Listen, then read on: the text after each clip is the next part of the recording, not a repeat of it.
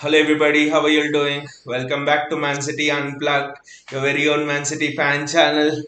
We are the champions of England, we are the champions of Europe, and probably we could be the emperors of the world, depending on what happens in the Club World Cup. But what a week it has been, guys! What a week it has been. It still feels like a dream to me. I still get goosebumps. I still remembering how we won the Champions League, the last minute corner save from Edison, that wonderful saves from Edison of Lukaku. I still watch those 5 6 minutes on repeat. It's just been wonderful, and what a parade it has been. The celebration has been even more fantastic. What a celebration we have had. The celebration for me was an expression of joy. It was an expression of the love for the club which all of the fans have. It was an expression of the highs and the lows that we have come through in order to achieve this state. The lows of what happened at the Bernabeu last season, the lows of Spurs at the Etihad Stadium, last minute VAR goal, the lows of Monaco, what happened even before that, the lows of going out to Lyon, going out to Liverpool, all of those miseries.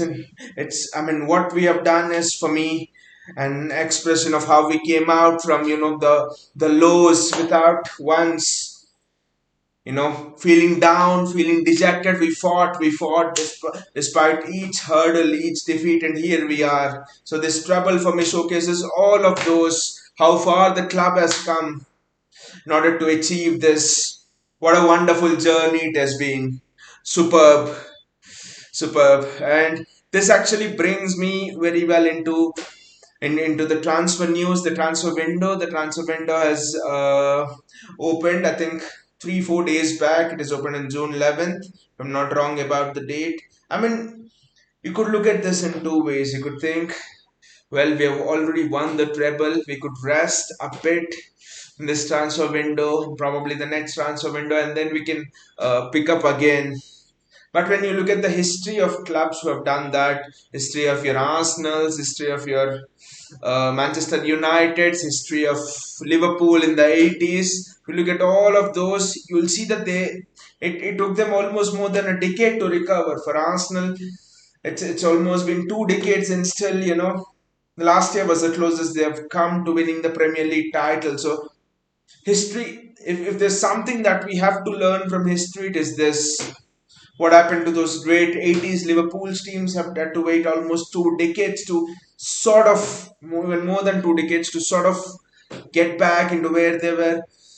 Arsenal, United, if we don't learn from history, we become history. That's been proven a lot in the past. So we must not effort. We can celebrate, but what we cannot do is we cannot afford to rest. We cannot afford to blink our eye. If you blink the eye, it's gone. And another another juggernaut which could dominate could come up. So just cannot blink the eye. And all of our rivals are in fact watching like hawks.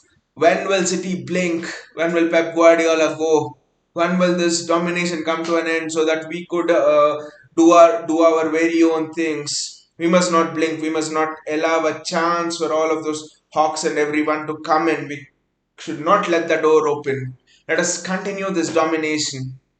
Let us refresh the squad a bit, and let the hunger remain in the squad. All of those things are very important, and they're a bit difficult also, because right now is the time when we could be a bit emotional about your Bernardo Silva, for example, about Kyle Walker leaving. Potentially there's news coming about Bernardo Silva, about Riyad Mahrez leaving, and potentially, and you'd actually think they've done well in the Champions League. Why do you want them to go? Well, at least Bernardo Silva, I want him to stay, but you can understand the hunger, the desire, and and you need to refresh the squad in order to rejuvenate it. Just getting back to what happened after that 2011-12 season when we won the Premier League title. What happened? If you guys remember, we gave long-term contracts to Edin Dzeko. We gave long-term contracts to people like Samir Nasri and even Kolarov, I think, at that time. And and Gareth Barry and all of those people, and what actually happened there. The players dropped the next season. That was one of the reasons why we were not able to regain Premier League titles under Mancini and also under Pellegrini. I do not want that to repeat at this club. I do not want that to repeat. And under Pep, Tixiki Bagaristan, Ferran Soriano, Khaldun can actually think that such a complacency will not be there. We have not seen such a complacency under the Abu Dhabi group, but you just can't afford to relax if you look back on the transfer windows. That is what I want to say. If you blink, you fall down. That's the essence of it. I mean, Declan Rice is an interesting thing. It's David Ornstein was telling that City are interested in Declan Rice. The price West Ham are quoting is around £100 million, and Arsenal have offered 80 yesterday, and the bid has been rejected. But it's a funny bid. They want to pay 80 over 6 years. It seems. Get out, Arsenal. Get out. And City's interest has been mentioned by David Ornstein. At first, I thought there's no way that we spend 100 on Guardiola and also 100 on Declan Rice in the same transfer window. But I was thinking more about it this morning, and for me, I think it almost feels that I'll be sad if we don't do this deal for Declan Rice and Gvardiol for 100, 200. I'm not crazy. I'm not telling this because we have 300 million of prize money and stuff. I'm telling it because of this. If you look at this graphic on your screen, you can see Bernardo Silva potentially PSG are interested. We are quoting 70. PSG 150. You want to give 50? I assume they'll settle around 60. Laporte, there's no space in the team for him. Is down the pecking order. Is probably sixth behind all of the other defenders. And is left-footed. He's won Premier League titles for us on his own last season, playing through pain. The season before, I mean not the season before, the past seasons as well. So Laporte has contributed a lot in our title successes. He's a leader, except 1v1 defense. He's good at most of the other aspects in defending. But our system requires good 1v1 defenders, so I'm afraid Laporte has to go. Joao Cancelo, and I presume we'll get 50 million for Laporte. And Cancelo, I don't think he has a way back. I don't think he has a way back, not because Pep can't patch up with him or Cancelo can't make up with Pep. He doesn't have a way back because there's no space for him in this system.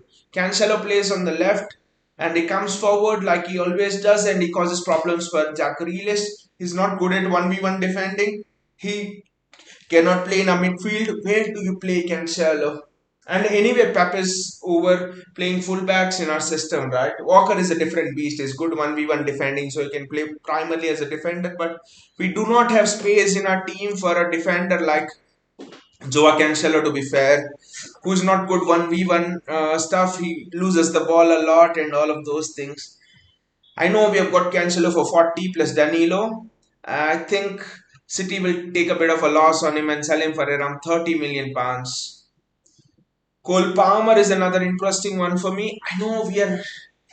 Uh, what is the word? We are emotionally attached to Cole Palmer. At least I am a bit, in the sense that I've seen him come through the youth ranks. He's made some good FA Cup FA Cup appearances for us. That Swindon Town thing, for example, where he curled a ball in an FA Cup match, I think 2 years ago, where he curled a ball into the far corner, into the top far corner. You expected Cole Palmer to make the big breakthrough. In fact, I always thought that Cole Palmer could be the next in line to do what Phil Foden did. Few people were also telling that Cole Palmer could be the next Phil Foden. In fact, things just didn't work out for him. Could be pressure or could be anything. Could be anything. But I think it would be unfair on James McAtee to hold Cole Palmer on, thinking he's an academy kid and all. Then what is James McAtee? And last season, when Pep told James McAtee, Cole Palmer is ahead of you and there's no space in our midfield for you, what did Pep do? Sorry, what did James McAtee do? Who went on loan to Sheffield United, helped Sheffield United get promoted, was the player of the season for the Blades, was the player of the season for Sheffield United. So I actually think James McAtee deserves his place. And I think Cole Palmer could potentially do what James McAtee did, go out on loan or even sell him and have a buyback clause and have a good spell 1 or 2 years away in another club, and then you could come back to City. See, the motto of City's academy, as all of the City's coaches, all of City's management has always been, there should be a glittering career. Not glittering. There should be a good career for a young player. It might be at City, it might be at another club. All we want is the young player from our academy who's graduating to have a good career. Could be at City, could be at another club. So that's a great attitude from City. Again, that's why we are leaders at what we do. That is why we are groundbreakers at what we do. That is why City is being looked upon. The City model is being looked upon. Path breaking, and other clubs are seeing to it. Clubs like Newcastle, even Chelsea, in a way, is looking to follow the City blueprint.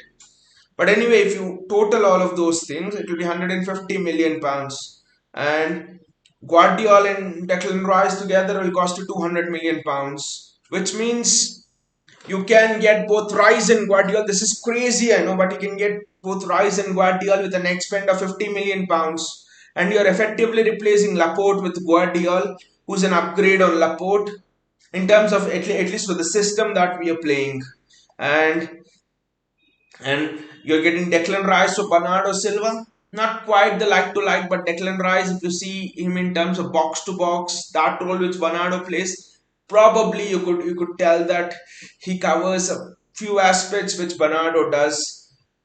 So wow, this the club is moving towards sustainability, and the net spend in the last 2 seasons we were like ninth in the table. This season I won't be surprised if you're 14th in that net spend table. All of the clubs are splurging cash left and right. Chelsea is going for Casido 120. Arsenal want Rice for 100. United want United want to pay 80 for Mount, and here is City getting two of the top talents in the world for potential 50 million net spend. Wonderful from City, wonderful. I really hope that we go out and do this deal. I really hope we go out and do this deal.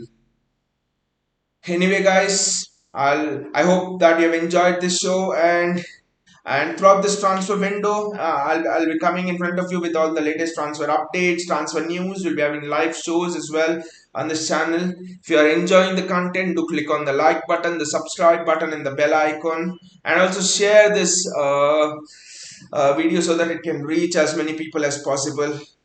And see you all, guys, and take care.